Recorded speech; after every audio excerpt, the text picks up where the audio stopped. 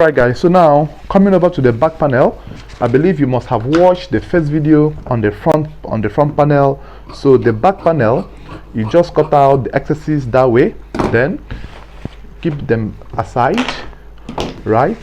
Then this is the real or the reason why I'm taking my time to explain this video to you. The back panel is so interesting.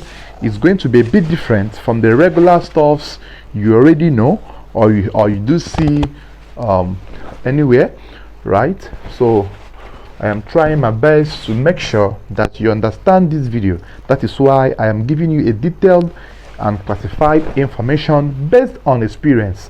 I am not teaching you based on what I read somewhere or I saw somewhere, right? So before I teach you guys, I must have tried it out, check the result, check the pros and cons before I will bring it out to your own consumption. So just take your time, watch the video, you understand, and then you practice as well. So now don't forget to click on the subscribe button on my YouTube channel. Now the subscription helps you to be notified whenever I make or post new videos, right? Also share to your friends, invite them to join my pet classes which I have on Telegram. I have a lot of class on Telegram. Send a DM. I will give you the details of so that you have access to similar videos and more videos as well. So normally this is how we are going to place our fabric to cut the back panel. Then the reason I am trying to place this to come towards this direction is because I will need more fabric at this edge.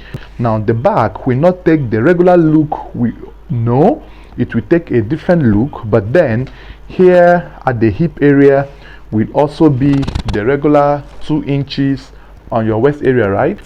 Will also be 2 inches off. So since it is 2 inches off, then we are going to go ahead in the drafting. All right, so now let's proceed. Then you take your ruler as well, extend the line on your hip curve, on your hip line, that's the crash line, extend it outrightly to the fabric for the back piece. Then like I said, the back panel will take another look or another shape. So what you will do is from this center line, right, then you are going to have this center line altered for the back piece. You are going to have this center line for the back panel altered, right? Now it is either you do it manually or you just mark from here, from the end of your front panel, mark 3 inches in, right? Now this 3 inches in is the adjustment of your back waist for it to fall inside. Now we are trying to push the back panel to come out this way in order to give room for the back waist to lap properly without giving a bulge, because sometimes the customer might not make use of a belt to put on this short. So hence the reason or the essence of making a perfect fitting at the back, it is either you push it 3 inches, 3.5 or 4 inches depending on your customer's shape or how curvy her hips is. So we can still make use of 4. So you mark 4 inches, 3.5, 3, right? From the end of the front panel, mark 3 inches, 3.5, 3. I mark 3 here. I think let's go on with 3 inches. Then you apply the 30 person's waist from this 3 inches mark. Now the waist of my customer I have is 36 by 4 is 9. So from this 3 inches mark you apply 9 inches. Do you understand? 9 inches this way inwards. Now don't forget that you are going to put extra 1.5 for your back. So if you're putting 1.5 for the back, it's either you put the 1.5 outrightly from here, or you put ½ inch there and then put 1 inch backwards here, or if you had used 4 inches, you can now still put the 1.5 inch backwards. So I think we are going to make use of ½ inch here and 1 inch here to balance the equation, right? So you add extra ½ inch there, that way, then mark extra 1 inch here. So invariably what I came in with now is now 2 inches from the back. You understand? Then after that, then you are going to as well mark 1½ inch or 1 inch at the baseline this way. So I'm using 1½ inch here, 1.5. You can still use 1, but then the reason I'm using 1½ is in case you are weaving, so that you will not weave off all the excesses that you need for your back panel, right? So you mark it this way, and then you make sure it's seated, it's marked out properly in this form. Then after this, then you are going to trace out from here. You're going to trace out your hip connection from here this way until you get it to the crouch depth this way for the back. So you know, this is how the back we encroach inwards underneath the front panel. Then after that, you mark 1 inch at this edge, 1 inch all through at this edge, 1 inch all through at this edge. At the hip point here, you can put 1.5 at the edge here, 1.5 for 1, right? Then you can continue with your 1½ inch thereabout. Then use your hip curve, and then connect.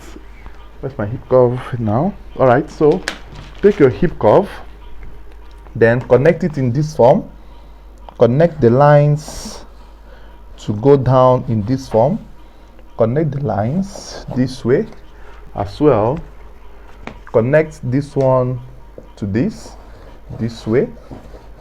So we are having a kind of a bigger measurement here, while here it's falling inside.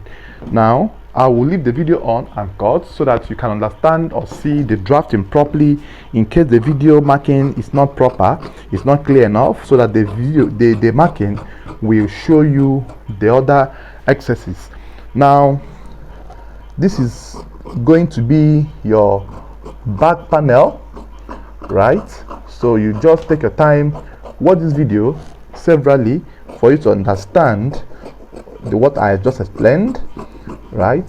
So cut from here this way, right? And then don't forget that you are going to have it equal length or height here, right? The least you can do is to add extra 1 inch here to just make it come up a bit, but since it is a high waist short, there's no need to add extra 1 inch.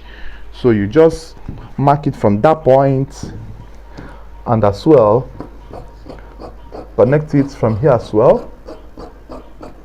So the video of the sewing proper will come in, so don't forget to click on the subscribe button for those of you watching this video from my YouTube channel, right?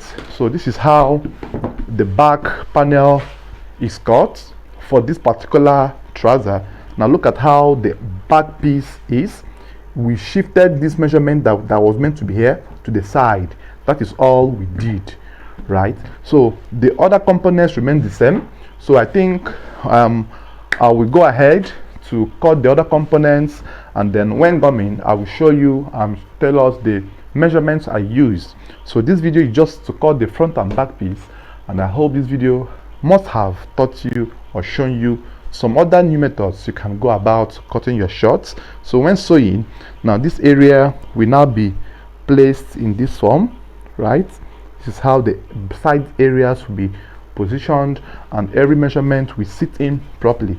So thank you guys for watching, and don't forget to click on the subscribe button on my channel, invite your friends, drop your comment sections, drop your comments on the comment sections. Tell me where you're watching from, tell me how my video channel has helped you to grow or enlighten you more on your fashion business.